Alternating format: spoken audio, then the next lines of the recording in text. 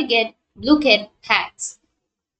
So if you want to get the Blooket Hacks, then what you need to do is you just simply go with search, and under search you need to search for github.com and go with the first search.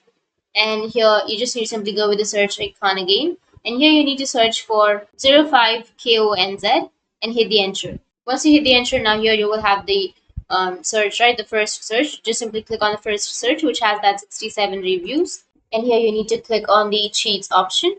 Click on cheats. Under cheats you need to scroll down, and you will have the bookmarks option. Simply click on the bookmarks, and here you will have download option on the upper right. Click on download the raw file, and here on the upper right you will have the downloaded file.